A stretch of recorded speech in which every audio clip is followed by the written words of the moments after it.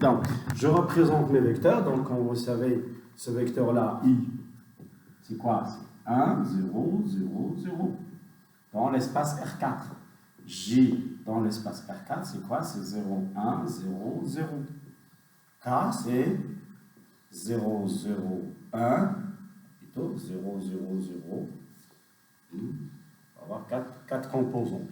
0, 0, 0, 1, 0. Et W, bien sûr, ça c'est K. W, c'est 0, 0, 0, 1. Alors, on calcule les images, c'est très facile. Donc, comment on va calculer ça? Mais il faut les représenter dans la base I. Hein, c'est quelque chose qui... Voilà, la base IGK. I, G, K. Et on va chercher les composants. Hein. Ce qui est intéressant, c'est de chercher les composants. Donc, on le représente dans la base IGK. Ça veut dire que je dois calculer les composantes ici, les composantes de f de i dans la base, les composantes de f de j dans la base IGK, et ainsi de suite. Alors, comment on fait ça? C'est facile. Alors, f de i, c'est quoi? F de i, donc ici, vous avez x, c'est 1, y, c'est 0, z, c'est 0, t, c'est 0. On remplace ici. X, c'est 1. Donc, vous avez ici x, c'est 1, donc 2, 1, moins 1. 2, 1, moins 1. Même chose pour j. Hein? J, c'est 0. Ça veut dire que y qui est égal à 1. Le reste, c'est 0. Donc, vous avez ici moins 1, 2, moins 1, 2. Pour K, hein, c'est Z qui est égal à 1. Alors, vous avez ici 1, 0, 0. 1, 0, 0. Pour W, vous avez T qui est égal à 0. Donc, j'ai 0, 1, 1. 0, 1, 1. Voilà. Maintenant, regardez ce que j'ai fait tout à l'heure en généralisant la notion. Maintenant, avec cet exemple, c'est la même chose. Donc, j'ai essayé de représenter les images de la base de R4 dans la base de R3. Et comment je vais maintenant représenter ma matrice? C'est très facile. Donc, vous venez ici. Donc, voilà. La matrice, ça va être quelque chose. La matrice, ça va être quelque chose comme ça. Donc, la matrice associée à l'application F dans la base B, les bases canoniques B, B', ben BC, ça c'est la base BC, d'accord. C'est, alors ça va être quoi? Donc, regardez, je prends les coordonnées, les composants de F de I, les composants de F de J et les composants de F de K, que je vais mettre en vertical. Donc, je vais mettre ici 2, 1, moins 1, moins 1, moins 1, 2, voilà, et f de W plutôt ici, voilà, f de K, c'est moins 1, hein, c'est bien ça?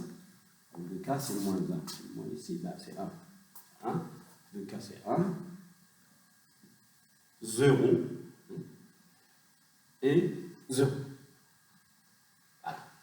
F de W, 0, 1, 1. 0, 1, 1. Voilà votre matrice. Alors, regardez ici une chose très importante pour avoir un peu une idée sur le nombre de colonnes et le nombre de lignes de votre matrice. Alors, vous avez ici l'espace d'application est défini de R4 vers R3. La dimension ici c'est N et la dimension c'est M. Donc, le nombre de colonnes et de lignes de la matrice c'est M1. M ligne, N colonnes. M ligne, N colonnes. Donc, vous avez ici 3 lignes, 4 colonnes. 3 lignes, 4 colonnes. Donc, vous avez 3 lignes, 4 colonnes. Donc, on l'appelle une matrice 3 lignes, 4 colonnes. D'accord? C'est bien. Donc, vous voyez, maintenant, vous avez vu comment j'ai pu représenter la matrice associée à l'application linéaire F définie de R4 vers R3 sous cette forme. Donc, la prochaine fois, n'importe quelle application linéaire que je vous donne, il suffit de bien suivre le principe et de bien comprendre la méthode pour donner la matrice. Bah, si j'aurais mis ici, par exemple, R puissance 7 ici, je ne sais pas, R puissance 4, Donc, ça va donner quoi? Ça va donner une matrice Mn, une matrice 4 lignes, 6 colonnes. 4 lignes, 6 colonnes.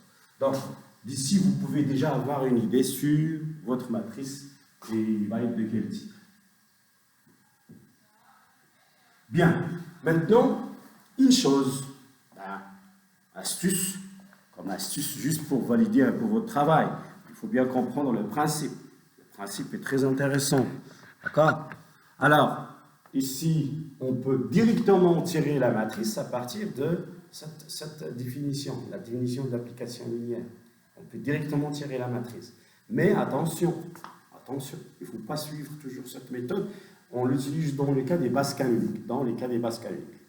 Donc, moi, si je vous donne par exemple une application comme ça, à l'examen, vous pouvez par exemple utiliser cette astuce pour valider votre méthode. Donc, je peux tirer ma matrice, regardez, je peux faire, je vais voir ici x, donc je prends 2, 1, 2, voilà, 2, 1, moins 1, je prends les composantes de x, sont là.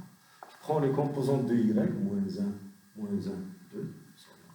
Les composantes de z sont là, c'est 1, z n'est pas là, c'est 0, z n'est pas là, c'est 0, donc c'est 1, 0, 0.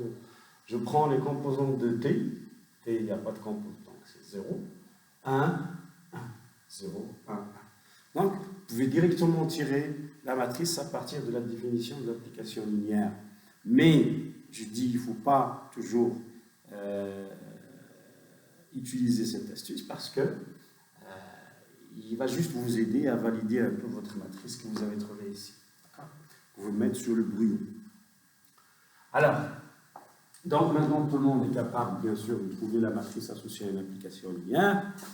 Et à partir de là, donc une fois que votre matrice est trouvée, là vous passez à d'autres choses, ça veut dire à essayer de trouver l'inverse de votre matrice en utilisant les méthodes que je vais vous enseigner ou bien que je vais vous donner dans les prochains cours.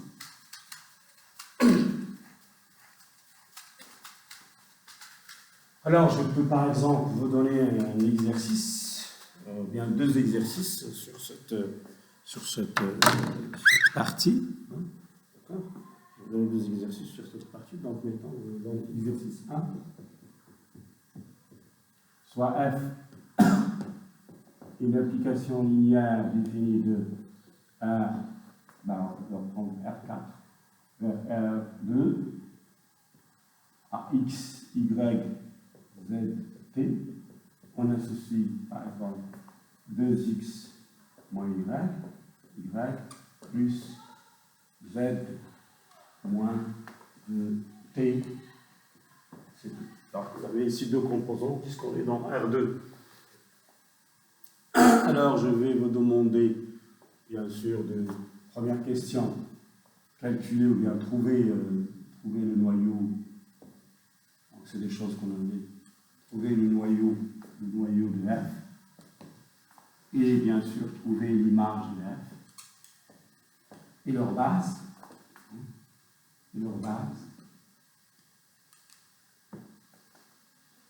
Deuxième question. Donner les dimensions de ces espaces-là. Donner la dimension de l'espace noyau, de ces espaces vectoriels noyau. La dimension d'un rond, c'est le rond. Troisième question ici, donc je vais vous demander de nous trouver la matrice associée à l'application linéaire f dans la base canonique IJK, ça doit donner les bases canoniques. Dans les bases canoniques.